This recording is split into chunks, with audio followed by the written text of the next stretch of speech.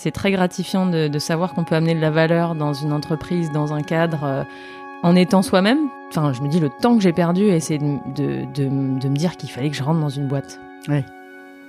C'est incroyable. L'énergie qu'on perd là-dedans, ça aide pas du tout.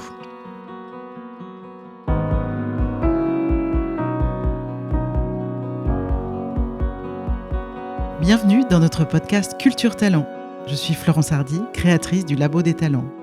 Chaque mois, des dirigeants et des managers se confient à moi et partagent comment ils s'appuient sur leurs talents naturels pour réussir tout en étant pleinement eux-mêmes. Ils nous parlent aussi du choix qui les anime. Faire le pari d'aller chercher, de mobiliser et de propulser tous les potentiels de leurs équipes pour assurer le succès de leur entreprise. Culture Talent, un podcast proposé par le Labo des Talents et animé par Florence Hardy.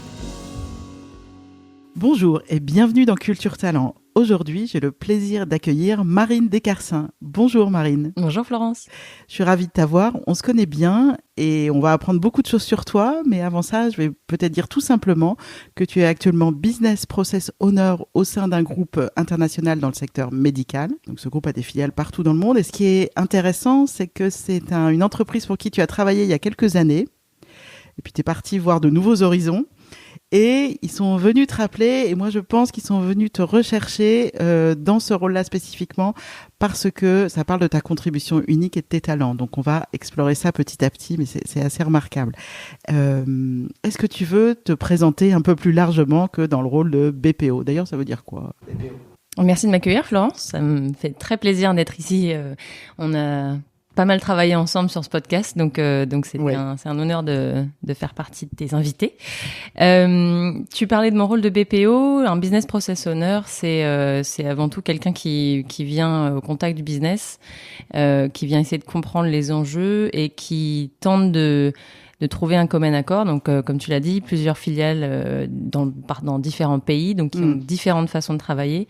Et c'est essayer de coordonner tout ça, d'uniformiser un petit peu la façon de travailler à travers un outil informatique, puisque ce travail à la base, il est rattaché aussi à un projet informatique, et d'essayer aussi de faire monter un peu la mentalité des équipes de façon plus transverse et d'essayer d'avancer en fait avec un mindset beaucoup moins siloté. Je peux le voir actuellement, par exemple. Ok, donc je sais qu'il y a pas mal de complexité dans ces rôles-là et dans le rôle que tu as, parce que tu en as un peu parlé. Avant de rentrer dans cette complexité, de comment tu drives ça avec tes talents, j'aimerais qu'on puisse te connaître un peu mieux. Est-ce que tu veux nous raconter ton parcours, en tout cas certaines étapes de ton parcours professionnel ? Oui.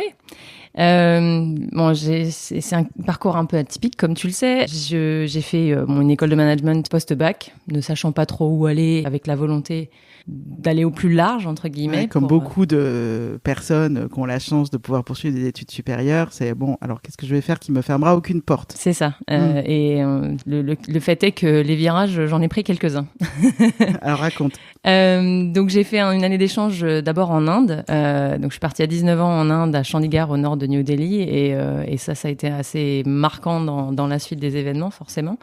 Il y a beaucoup de choses qui sont venues travailler et qui ont posé quelques pierres pour la suite, notamment un marché qui, pour des Français, est un peu inconnu par rapport au vin. Et donc il y avait une intrigue là-dessus. Il y avait un côté sociologique aussi autour du vin qui m'a assez touchée. Donc j'ai fait... Donc en fait, cette première expérience et expatriation, c'était dans le secteur du vin. C'était pendant mes études. C'était une année d'échange avec mon école et c'est la première fois que je me suis un peu positionnée en tant que Française expatriée, où les gens nous renvoient toujours cette image du vin, de la gastronomie D'accord. Et du coup, on a un peu cette image qui nous colle à la peau. Mais moi, j'ai pas évolué dans un milieu viticole. Forcément, on a tous des bouteilles de vin à table quand on grandit et on vient y mettre le nez, mais on sait pas plus que ça ce que c'est, pas parce qu'on est français qu'on connaît le vin. Et donc, ça a été mon premier mémoire de fin d'études. J'ai fait mon stage de fin d'études dans un grand nom de la com, où j'ai été assez déçue rapidement, puisque ça parlait pas vraiment à ce que je voulais faire. Moi, j'étais plutôt branchée événementielle quand je suis rentrée dans cette école et aussi en allant en Inde. Mais l'Inde, ça a mis une option supplémentaire en fait à mon parcours en disant l'événementiel, ok, mais tout ce qui touchera à l'Inde, il y a autre chose. Et donc, j'ai trouvé un stage de fin d'études dans une société qui faisait des salons, enfin qui faisait un salon en particulier autour du vin à Bombay depuis Paris.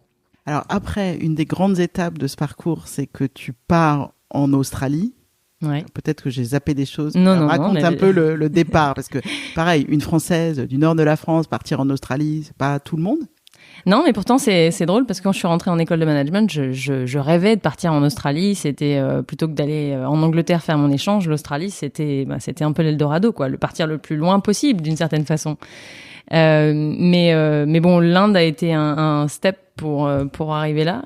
Après être retournée travailler en Inde après mes études, j'ai justement cette image de la Française qui connaît le vin à continuer à me coller à la peau.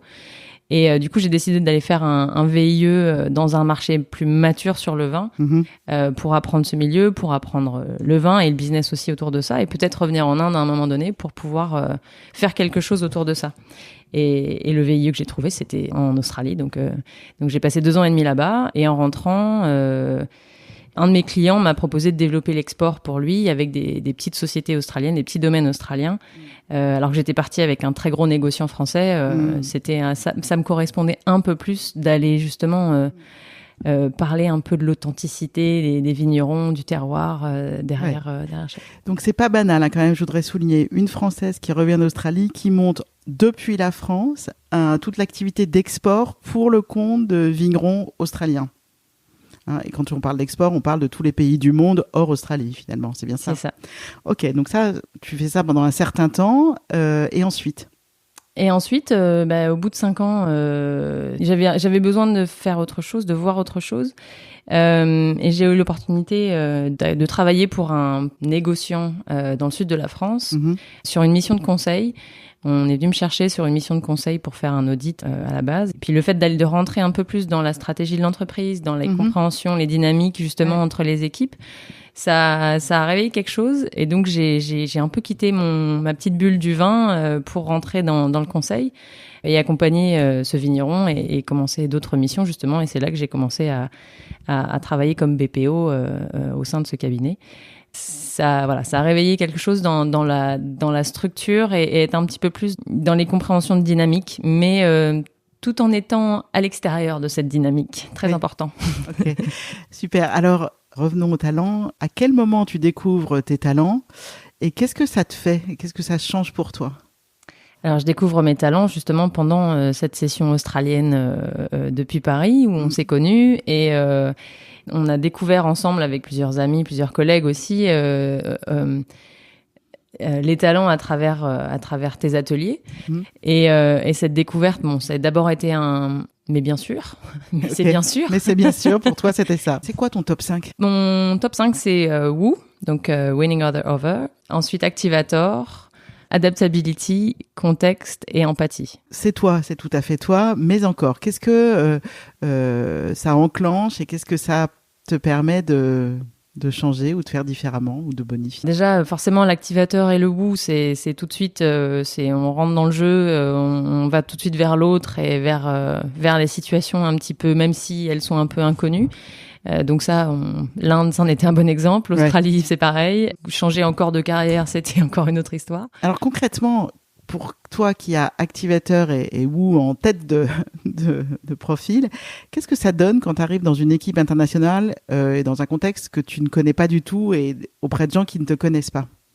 C'est drôle parce que justement dans un contexte professionnel, je vais plutôt activer d'abord le combo empathie, adaptability, contexte parce que j'ai ce premier pas d'observer, de sentir un peu la salle, de sentir les énergies des uns des autres et de savoir un petit peu qui est là pour ensuite enchaîner le pas sur le Woo et l'activateur. Cette combinaison activateur et Woo, Winning Others Over, qui est très caractéristique de ce que je connais de toi, comment on le voit en pratique? Comment ça se met en route? J'ai été un de mes premiers boulots, c'était commercial sur un salon, pour vendre des salons justement en passage. Et le fait de devoir aller toujours vers l'autre, de devoir aller rencontrer des gens un peu nulle part, mais plutôt physiquement, de venir se présenter et d'aller faire du lien, d'aller essayer de créer du lien pour avoir une continuité dans l'échange et pouvoir aussi, à ce moment-là, c'était particulièrement sur l'Inde, donc aller partager moi ce qui me passionnait avec des gens qui eux étaient dans le vin à cette époque-là. Donc qui avaient une passion et on pouvait trouver un terrain d'entente en fait. Et ce lien-là, il perdure parce que la plupart des gens que j'ai rencontrés à cette époque-là, j'ai encore des contacts aujourd'hui avec eux. Il y a ce côté où j'ai besoin aussi de mettre les gens en relation, j'ai ce petit répertoire dans la tête de savoir qui fait quoi. On pourrait mettre en contact un tel et un tel. Et ça c'est assez grisant, mais c'est aussi l'Inde qui m'a beaucoup appris là-dessus parce que les Indiens vont connecter tout le monde avec tout le monde et on a Ok, donc tu as pris un bain d'une part, tu avais tes talents naturels, tu as pris un bain de contexte et d'environnement qui t'a invité à faire ça. Ce qui est tu me dis si c'est vrai, mais ce qui est remarquable généralement chez les gens qui ont le talent Woo et aussi, ce mix Woo activateur, c'est que cette prise de contact avec l'autre, ce rayonnement, ce côté zébulon, je vais voir tout le monde, c'est naturel, c'est plutôt énergisant pour toi. Oui, tout à fait. J'ai besoin d'aller rencontrer des nouvelles personnes, d'être dans des nouveaux environnements. C'est quelque chose qui me stimule et à l'inverse, s'il n'y en a pas assez, qu'est-ce qui se passe, quoi? Par exemple, le confinement, dur de ce point de vue-là. Oui, mais c'est marrant, c'est pas un des exemples que j'ai les plus... Il y a eu autre chose, j'ai trouvé autre chose pour avancer à ce moment-là, j'en sais rien, mais c'était pas... Ok, et puis tu nous parlais aussi de ta capacité à mettre les gens en lien, à connecter les choses, et moi je sais, parce qu'on en a parlé, que tu as aussi le talent idéation, donc être très dans la connexion, et surtout le talent connexion, en anglais connectedness, qui vraiment tisse des passerelles des liens entre les gens, entre peut-être les gens et les projets. D'ailleurs, ce talent connectedness au service de ta mission de BPO et de driver ce qui doit se passer dans le business, comment ça s'incarne ?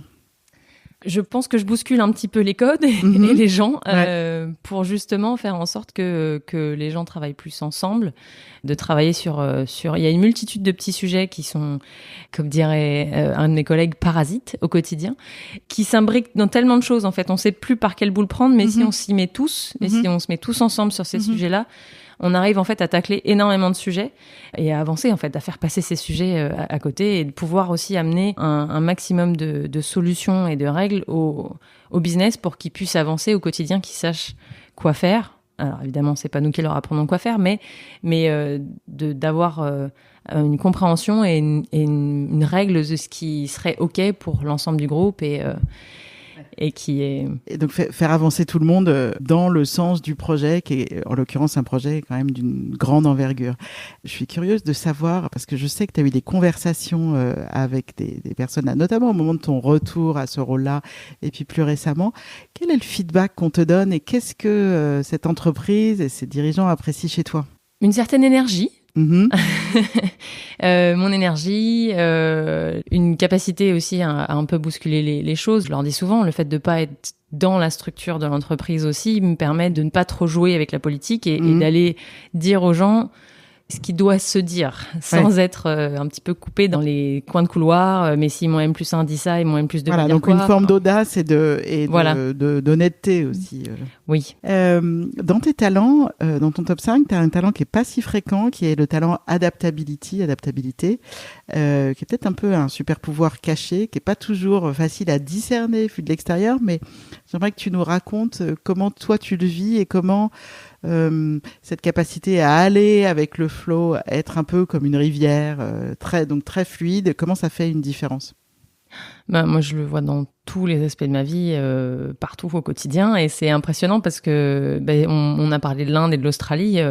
Quand on me demande quel est mon plus grand clash culturel, c'était plus l'Australie que l'Inde pour moi. Enfin, il y avait une capacité à aller avec l'Inde, à découvrir et à rentrer dedans en fait, parce que entre guillemets il n'y avait pas d'autre choix, j'ai voulu être là donc j'y allais. Mais c'est un peu le cas dans tous les nouveaux métiers, les nouvelles entreprises que j'ai côtoyées, puisque il faut rentrer dans un contexte, il faut rentrer dans un environnement avec des nouvelles personnes, essayer de comprendre un petit peu ce qui motive ces gens et puis de se mettre dans la vague quoi. Donc je ne peux pas te donner d'exemple où je n'ai pas utilisé Adaptability, en fait. D'accord, donc c'est tout le temps. Et c'est se mettre dans la vague, comme tu dis. Voilà. Okay. Pas forcément surfer dessus, mais l'image est pas... dedans. Ok. Dans le métier que tu exerces aujourd'hui, il y a quelque chose qui a trait quand même à la structure, à la structuration des process, à l'efficacité des systèmes, etc. Alors que par ailleurs, tu es justement quelqu'un qui est hyper adaptable et que on l'entend un peu en filigrane. Tu revendiques la liberté et le fait de pas être dans le système comme une clé de succès. Alors, comment tu gères ce paradoxe d'être la personne qui va accompagner la structuration des métiers d'un côté et en même temps toi-même avoir envie, besoin d'être super libre? Oui, c'est un paradoxe qui me fait assez souvent rire parce que je pense qu'il y a il y a peut-être plus une notion d'accompagnement justement dans cette structuration. Il y a un côté faites ce que je dis, faites pas ce que je fais parce que c'est sûr que je suis pas procédurière pour dessous et c'est vrai que parfois c'est un peu compliqué.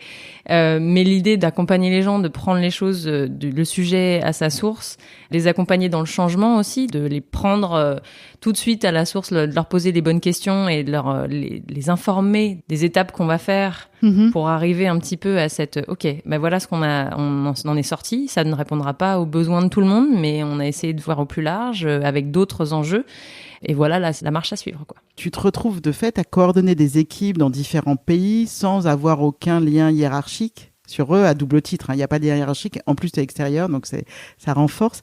Comment tu t'y prends pour avoir de l'influence sur eux? Peut-être comment tu es talent tiède ou juste comment tu t'y prends?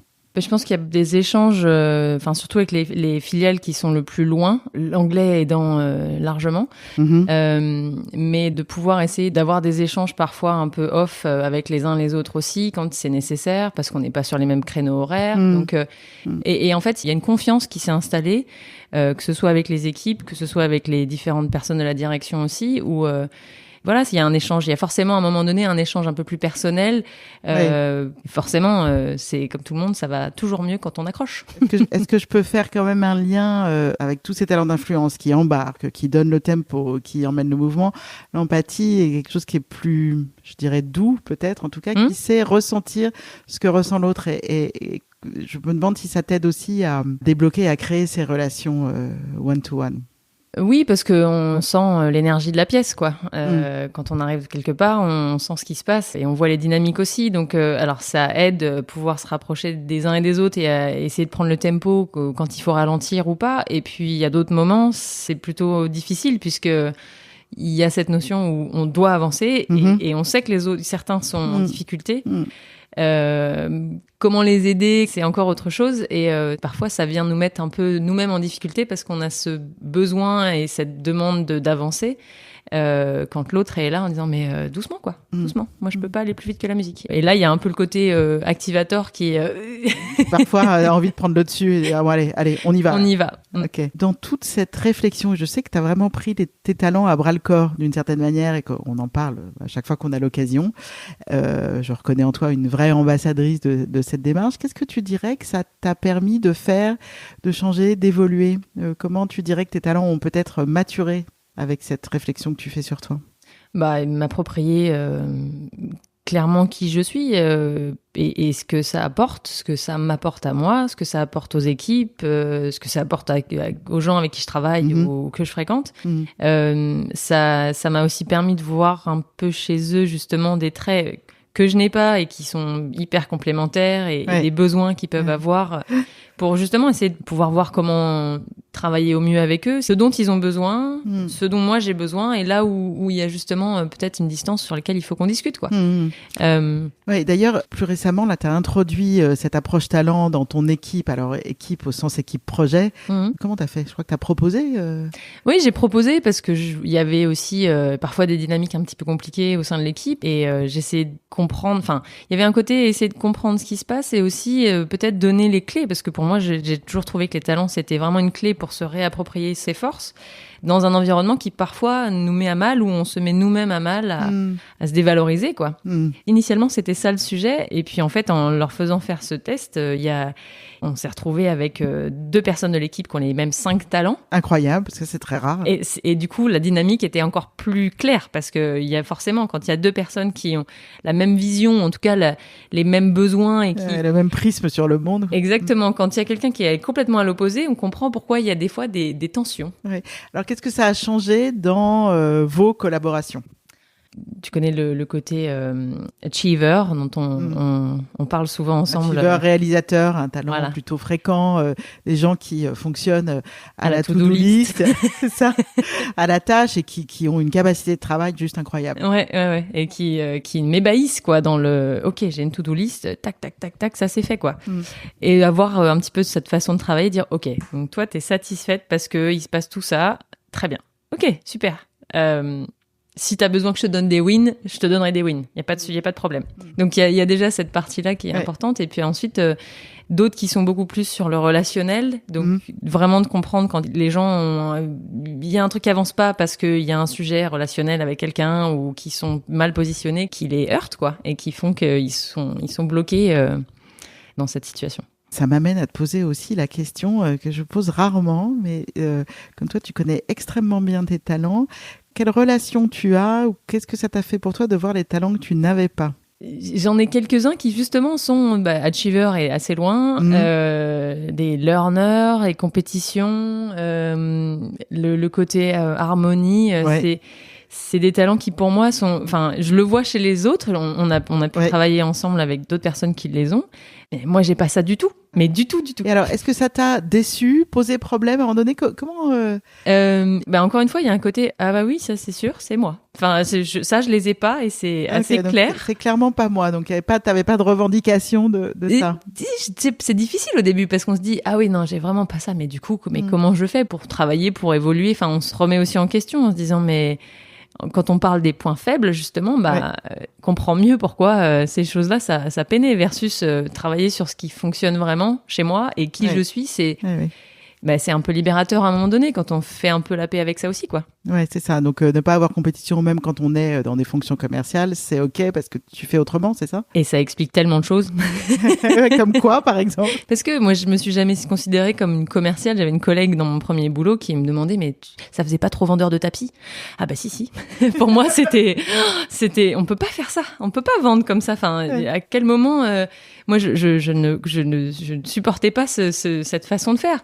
Après, elle était très successful dans ce qu'elle faisait. Oui. Moi, je ne me pouvais pas considérer faire ça. Et donc, vous étiez finalement chacune successful à votre manière. Ouais. Moi, j'avais besoin d'accompagner les gens. Il fallait qu'ils viennent vraiment embrasser le sujet, le projet. Oui. C'était pas un truc qu'ils allaient signer au coin d'une page. Et c'était les premiers qui allaient râler, sinon. Donc voilà. Donc une autre manière de faire. Et j'entends aussi que tu as fait la paix avec ce qu'on appelle des non-talents. Donc ça fait, c'est pas des points faibles en fait, c'est juste, c'est pas nous. Et le point délicat, c'est qu'il faut sans doute accepter qu'on ne peut pas être tout. Ça, je pense que c'est un truc d'une vie. Qu'est-ce que tu dirais de sortir du cadre et peut-être quels conseils tu pourrais donner à des personnes qui se sentent aussi comme ça, pas complètement dans les clous? De rester hors du cadre. Parce que ça a souvent été un retour très positif dans les différentes sociétés avec lesquelles j'ai travaillé, d'avoir ce outside the box thinking et de se retrouver, faire un peu ce pas de côté sur les situations, sur les environnements et ce côté idée en fait aussi de se dire mais d'être un peu hors des conventions et de pouvoir penser autrement. Alors parfois parce que justement n'ayant pas learner, de pas avoir poussé les sujets jusqu'au bout et du coup de pas être figé dans une structure d'apprentissage, mais plutôt d'aller explorer et d'aller chercher un peu justement les connexions, d'aller chercher un petit peu des idées qui ça fait du sens. Enfin, pourquoi on n'y a pas pensé avant en fait. Et il y a ça et il y a clairement cette définition de. Enfin, je me dis le temps que j'ai perdu à essayer de me dire qu'il fallait que je rentre dans une boîte. Ouais. C'est incroyable. L'énergie qu'on perd là-dedans, et encore plus quand on est dans un apprentissage, quand on est dans une école et qu'on nous dit c'est ça le modèle, tu sors un peu du modèle, ça aide pas du tout. Ok, donc finalement d'accepter ses dispositions naturelles et de faire avec soi plutôt que de rentrer dans le canon défini pour tel ou tel rôle ou tel métier. Quand on n'arrête pas de dire que le monde s'est fait plein de diversité et qu'elle est nécessaire pour avancer, c'en est un bon exemple. Ok. Avec tout ce chouette parcours, c'est quoi tes projets, tes envies et peut-être ce qu'on peut te souhaiter? Je pense que quand tu diffuseras ce podcast, c'est que je serai dans une très belle maison du Douro au Portugal, en train de travailler entre raisins et cuves pour faire le millésime 2025 avec une équipe qui m'accueille. Donc je suis absolument ravie. Ça fait partie aussi de cette acceptation de sortir du cadre.